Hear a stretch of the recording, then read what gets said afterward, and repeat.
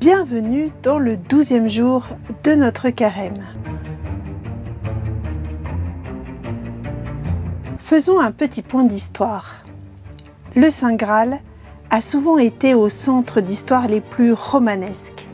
Films, romans fantastiques comme la légende des Chevaliers de la Table Ronde en Angleterre, les récits de Perceval en France, de Parsifal en Allemagne et bien d'autres œuvres alimentant un imaginaire des plus mystérieux et des plus farfelus parfois.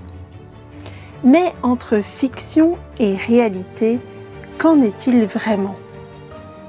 Le Saint Graal de Valence serait le calice dont se servit Jésus à la scène avec les apôtres pour consacrer et offrir le vin eucharistique, c'est-à-dire son sang.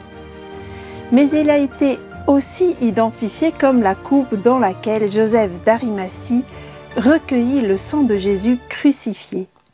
De nombreuses sources nous apprennent que quelques siècles après la mort du Christ, à Jérusalem, le Saint Graal était montré aux pèlerins chrétiens.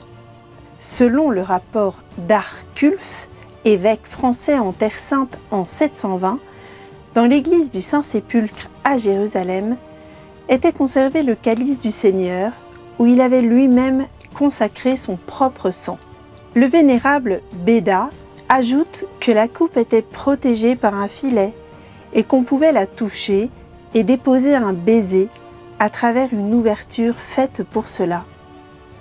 On ne connaît pas bien la date à laquelle le calice fut enlevé à Jérusalem.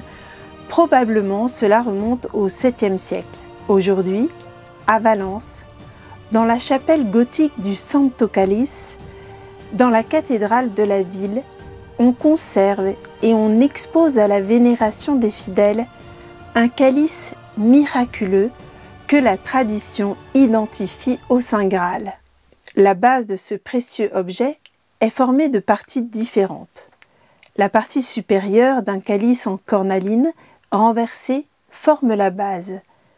La tige est enrichie de pierres précieuses et la partie supérieure est une coupe en cornaline elle aussi. Ces parties sont attribuées à des époques différentes. La coupe est la plus ancienne et la plus difficile à dater. Et c'est la partie la plus intéressante.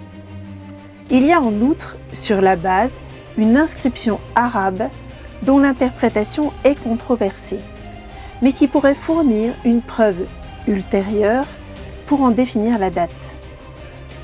Selon le professeur Salvador Antunano, quand on connaît le mystère du Saint Graal, l'on se rend compte qu'il n'y a rien dans lui d'énigmatique ni d'ésotérique. L'histoire de ce précieux calice concerne l'épisode de l'histoire le plus dramatique et le plus sublime que l'humanité ait jamais vécu. L'histoire du Verbe qui s'est fait homme et Eucharistie. Cet objet est-il vraiment celui de la première scène ?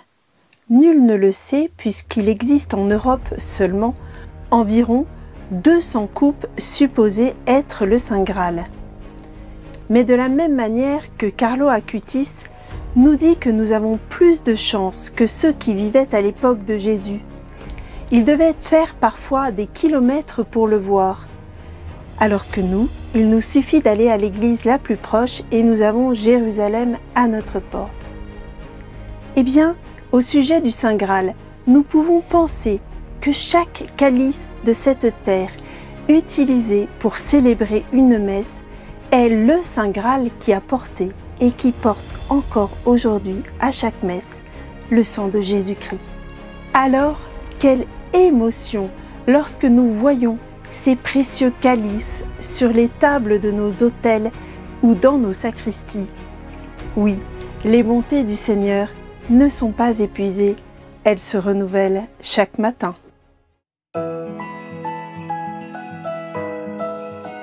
Le deuxième secret de sainteté de Carlo est d'adorer Jésus devant le tabernacle.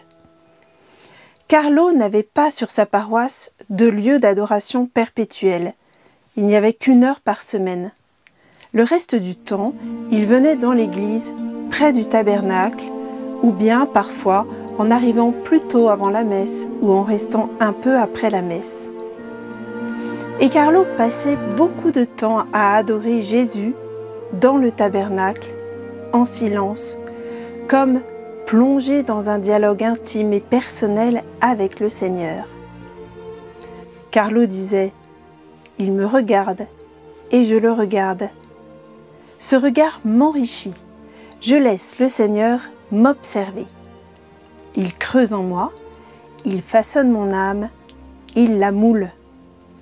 Il est réellement présent, il n'est pas une invention, il est là. Si tout le monde pouvait être conscient de cela, comme le monde changerait. Si tout le monde croyait à cette vérité, comme leur existence changerait pour le mieux. Pourquoi Carlo nous conseille-t-il donc de prier devant le tabernacle? Ne pouvait-il pas prier chez lui? Le Seigneur nous entend aussi. Oui, bien sûr, le Seigneur nous entend. Et Carlo certainement priait aussi chez lui. Mais comparons avec des amis ou des fiancés. Bien évidemment, lorsqu'ils veulent se parler, un simple appel téléphonique est tellement facile. Et l'on peut passer un bon moment bien agréable à se parler. Mais n'est-ce pas encore mieux de se voir physiquement?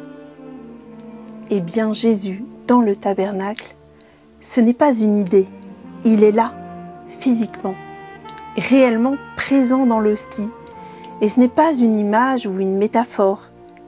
Il est là, comme dirait le curé d'Ars. C'est une présence, comme nulle part ailleurs.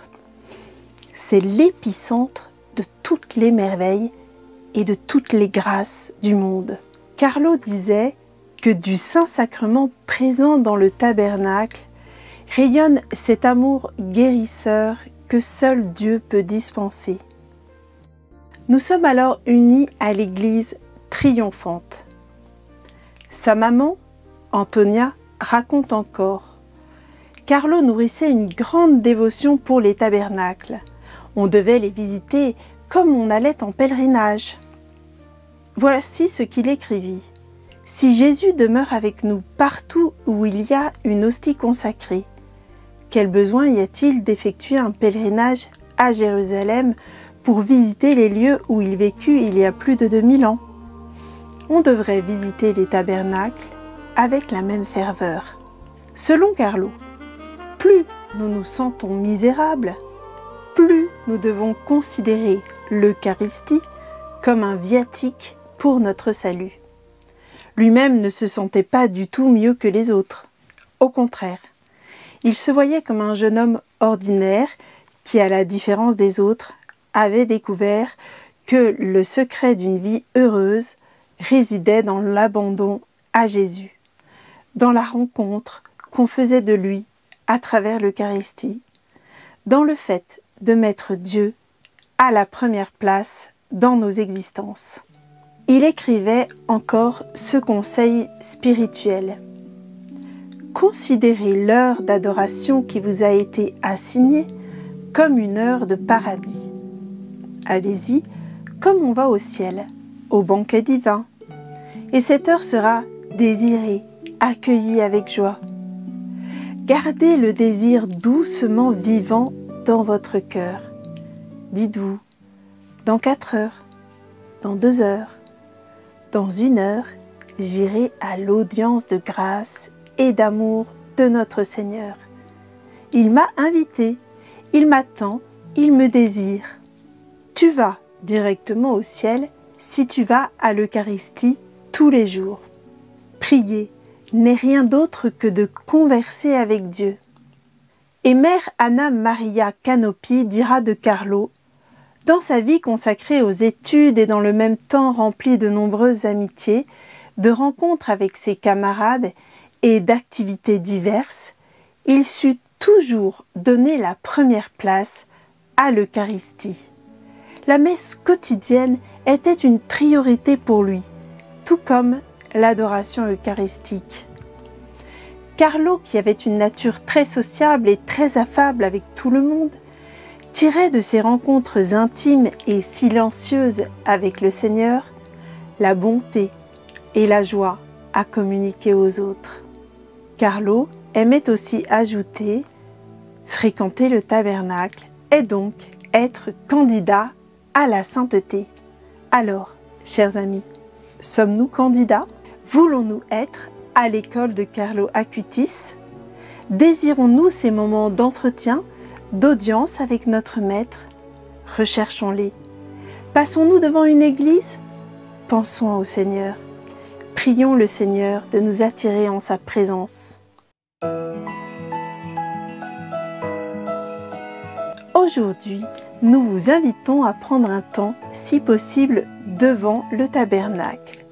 Nul besoin de vous compliquer, restez juste près de lui, tout simplement.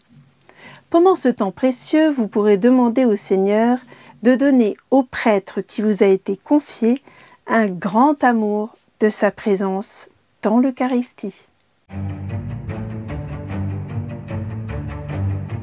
Prière officielle pour obtenir des grâces par l'intercession de Carlo Acutis. Au nom du Père, du Fils et du Saint-Esprit. Amen. Ô Dieu notre Père, merci de nous avoir donné Carlo, modèle de vie pour les jeunes et messager d'amour pour tous. Vous l'avez fait tomber amoureux de votre Fils Jésus. Il a fait de l'Eucharistie son autoroute pour le ciel. Vous lui avez donné Marie comme une mère bien-aimée, et vous en avez fait, avec le rosaire, un chantre de sa tendresse. Acceptez sa prière pour nous. Regardez sur tous les pauvres qu'il a aimés et secourus. Moi aussi, par son intercession, je vous demande la grâce de la sainteté, et je vous confie aussi la sainteté du prêtre qui m'est confié. Faites en sorte que notre joie soit complète, en plaçant le bienheureux Carlo parmi les saints de votre sainte Église universelle, pour que son sourire brille à nouveau pour nous, à la gloire de votre nom. Amen. Au nom du Père, du Fils et du Saint-Esprit. Amen.